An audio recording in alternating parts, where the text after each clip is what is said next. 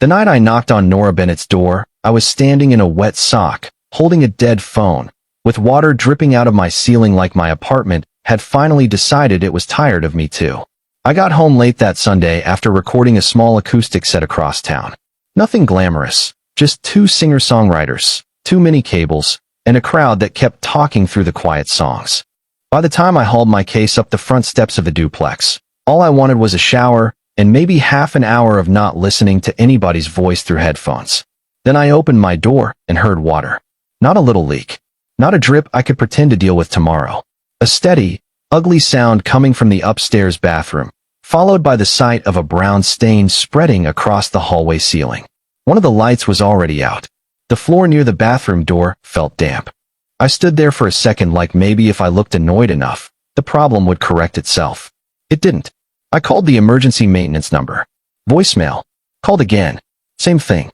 I found a flashlight, threw towels on the floor, flipped a couple breakers after part of the power went weird, and watched my phone battery sink into single digits while nothing improved. At some point I realized I had two options: sit in my car for hours like an idiot waiting for a callback, or knock on the next door over and ask for help like a normal person. I already hated both options. Nora lived in the adjoining unit with her son, Milo. I knew the basics.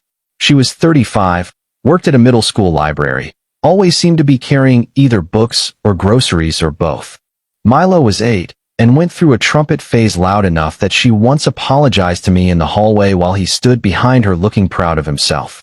We'd always been friendly, but in a building neighbor way. Small smiles. Short conversations. Nothing that should have made me nervous to knock.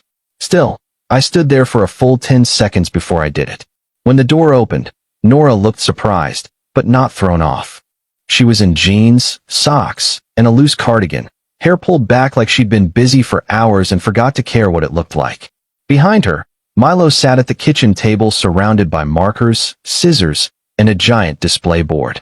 "Owen," she said, "are you okay?" "Depends how bad it is if your ceiling starts leaking into my apology," I said. That got a quick smile out of her. "That sounds promising. What happened?" I explained it badly. Burst pipe, bathroom, part of my power out, maintenance not answering, phone almost dead. I expected sympathy, maybe a charger handed over through the doorway. Instead, she stepped aside immediately. "Come in," she said. "It's freezing out there. I don't want to invade You're not invading anything. Milo, shift your volcano stuff over." "It's not a volcano," Milo said. "It's erosion." "Even better," Nora said, already reaching for a charger on the counter. "Give me your phone. I've got the superintendent saved, so let me call too." Everything about her place felt lived in a way mine never did. The kitchen light was warm. There were library books stacked by the couch, a backpack by the wall, one of Milo's sneakers upside down near the rug. It smelled like cocoa and paper and something baked earlier in the day. My place always smelled like coffee and electronics. Milo watched me for maybe 10 suspicious minutes before deciding I was acceptable. "Do sound engineers do movie explosions?" he asked. "Sometimes." "Have you ever made a dragon sound?" "No, but I've made a podcast host sound smarter than he was born to be." Milo laughed like that was the best thing I'd said all year. Nora did too, quieter, while she called the superintendent and somehow got farther in 2 minutes than I had in 20. Then she looked back at me. "Did any of your gear get wet?" "Not yet." "Do you have renter's insurance?" "I think so." "You think so?" I have the kind of answer that means I need to check. She shook her head, smiling a little. "Did you at least eat after your show?" That question caught me off guard more than it should have. "Not really." "Okay," she said, like that settled something. "Sit down." "Milo, hand him the tape. If he's here, he can help with the title letters." So I did. I sat at their kitchen table in a damp sweatshirt while Milo explained erosion with total confidence, and Nora handed me a mug of cocoa like this was the most normal place for me to be. At some point, I fixed the crooked letters on the science board. At some point, I stopped checking my phone every 30 seconds. At some point, the whole thing stopped feeling embarrassing and started feeling weirdly easy. When the superintendent finally arrived, he took one look at my ceiling and said they'd have to open part of it in the morning. Maybe more. Better if I didn't stay there overnight. I was already about to say I'd find a motel when Nora spoke first. "Our pull-out couch is fine," she said. "Really? Don't go spend money because your pipes picked a fight with you." I looked at her.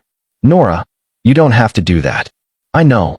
She held my gaze for half a second longer than necessary. I'm offering.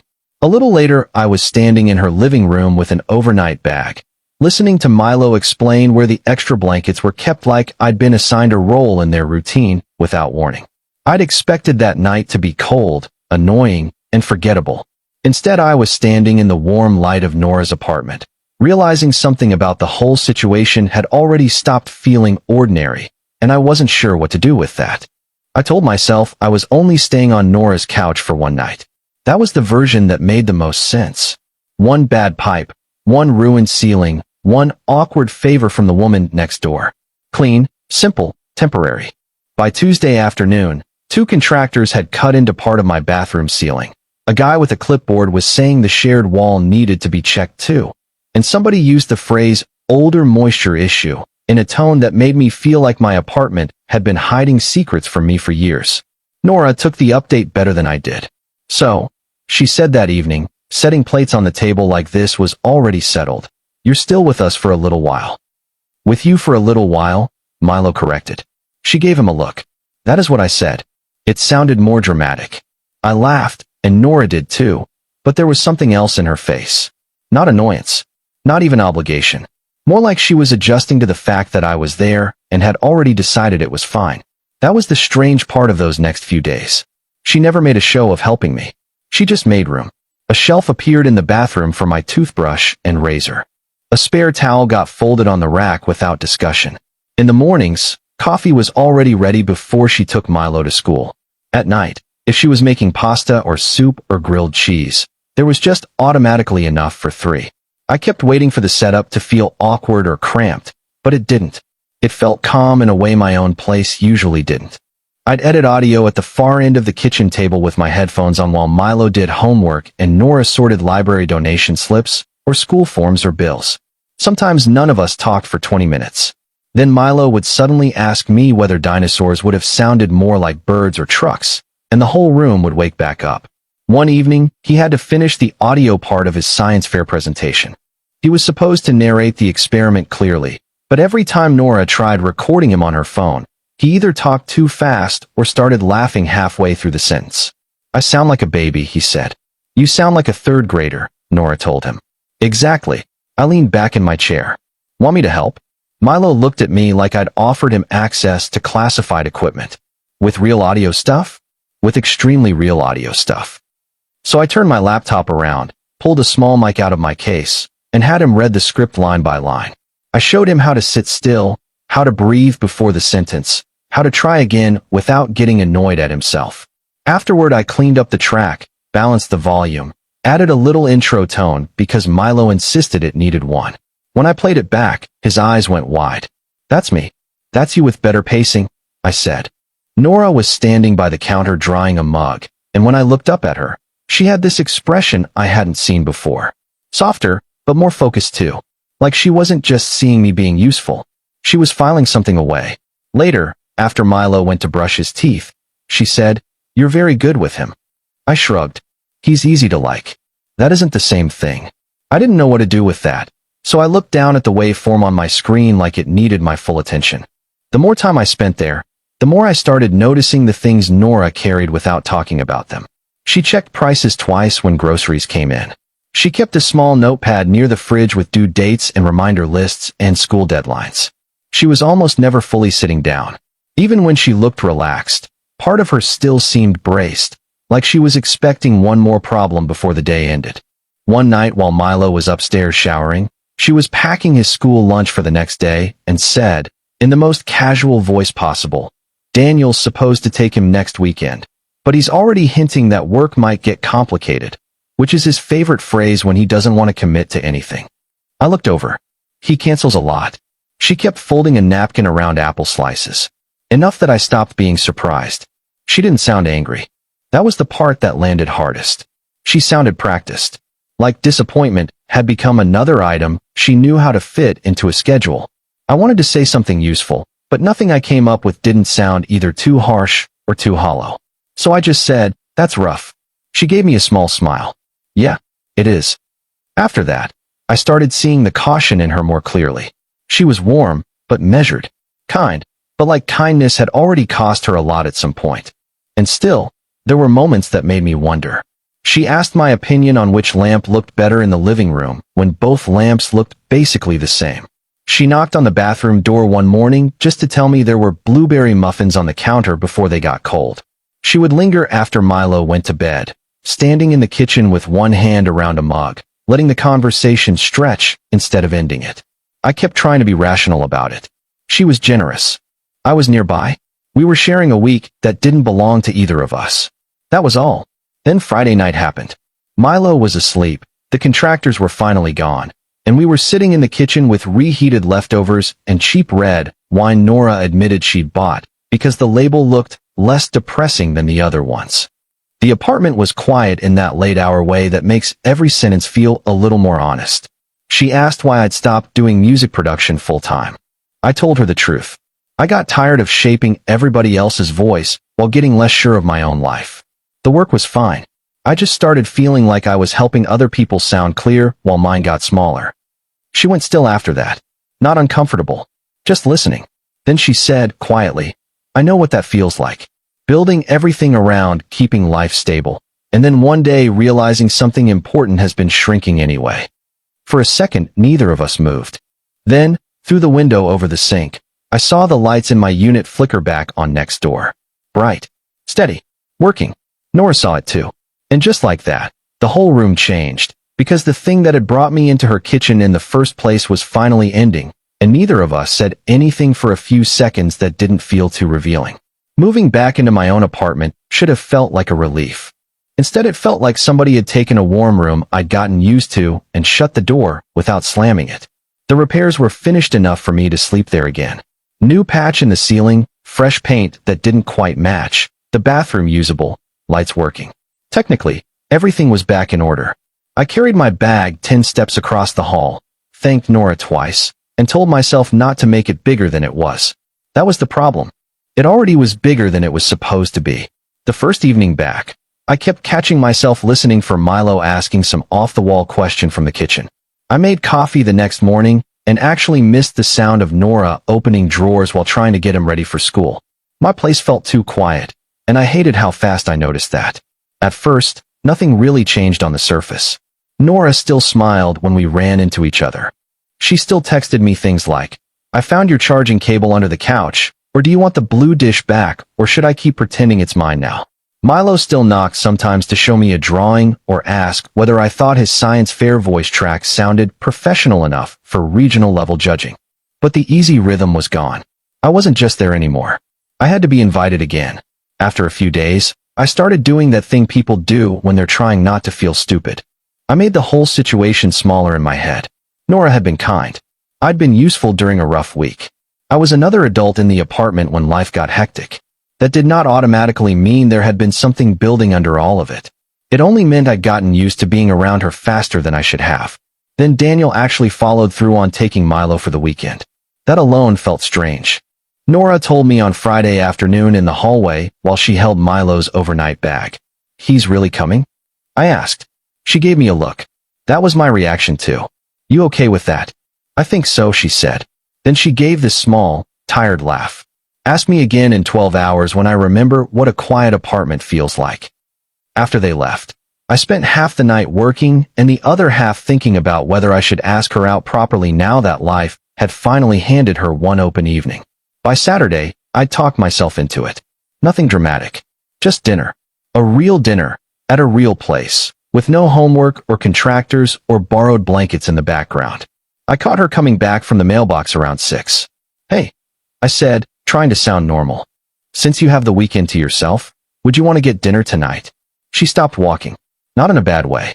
More like she was taking the question seriously, which somehow made me more nervous.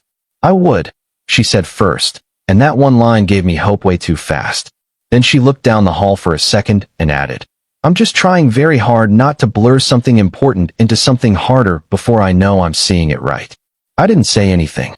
She kept going, gentle but steady. After the divorce, I made myself a promise.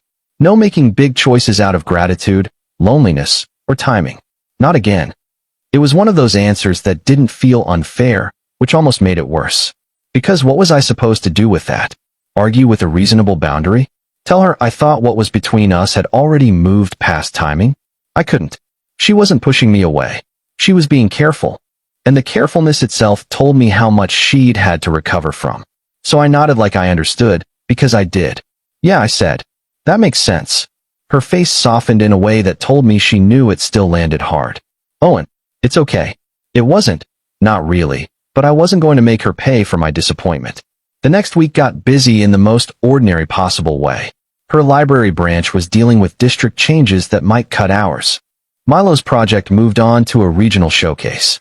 Then Nora's car battery gave up on a rainy Thursday morning, which was how I ended up driving both of them across town before 8, with a foam board display buckled into the back seat beside a kid in a collared shirt who looked more nervous than he wanted to admit. You brought the lucky headphones? Milo asked me. The lucky headphones are not real, Nora said from the passenger seat. They're real to me.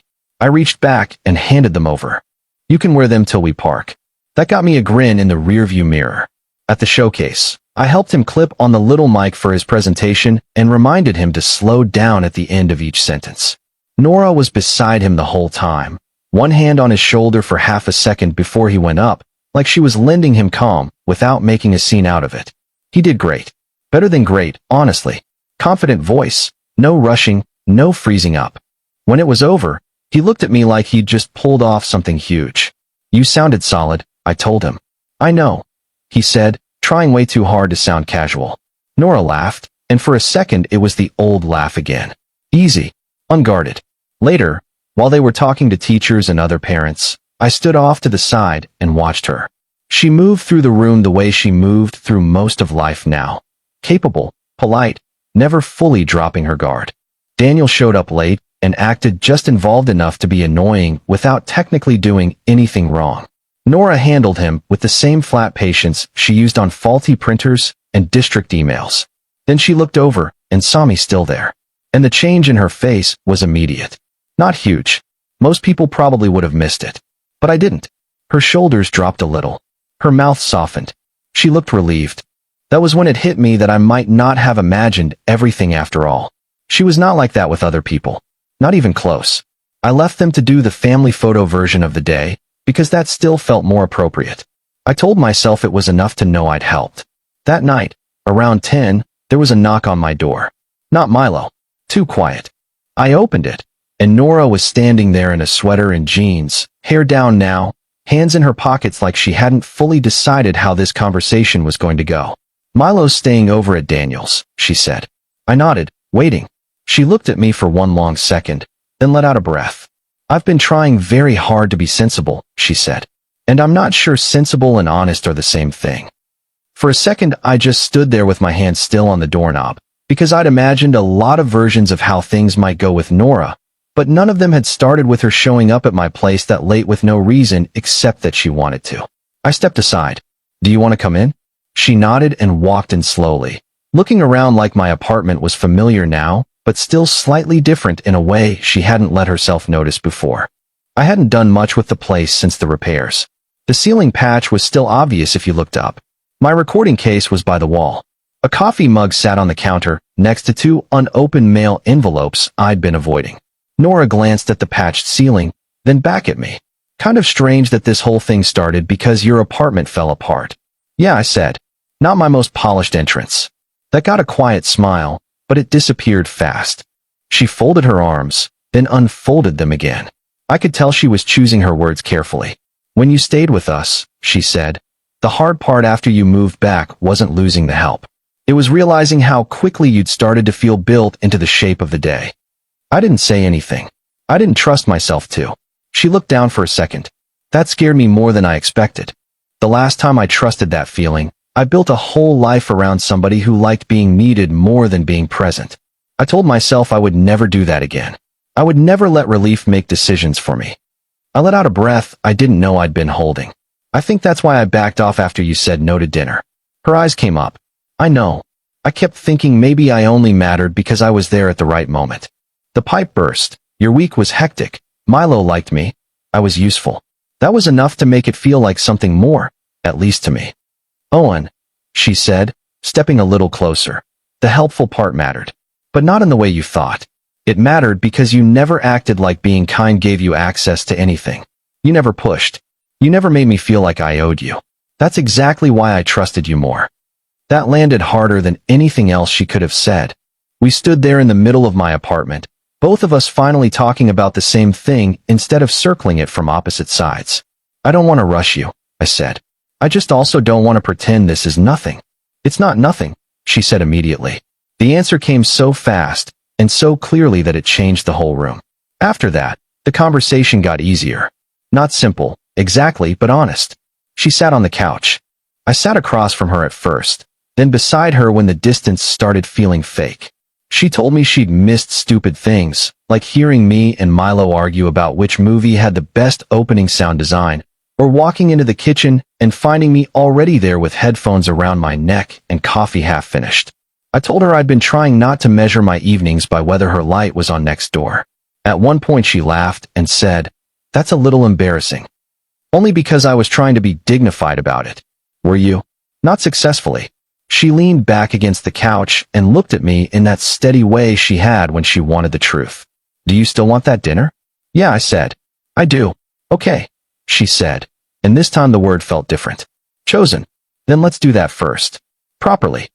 Our first real date was the next Thursday at a used bookstore cafe Nora loved, and I had somehow walked past 100 times without going in. It had crooked wooden shelves, lamps that didn't match, and the kind of quiet that made everything feel more personal. She knew the owner. Of course she did. We sat by the window drinking coffee and sharing a slice of pear cake that she claimed was worth crossing town for.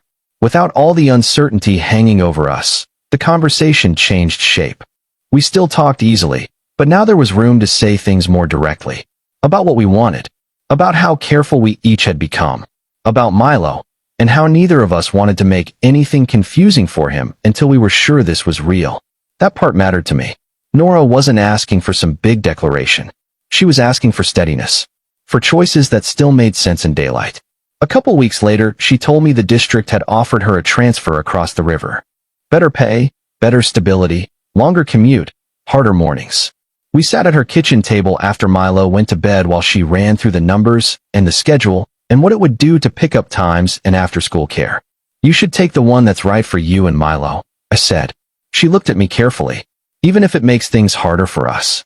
If it's right, then yes." That answer seemed to settle something in her. Not because it was romantic, because it wasn't selfish.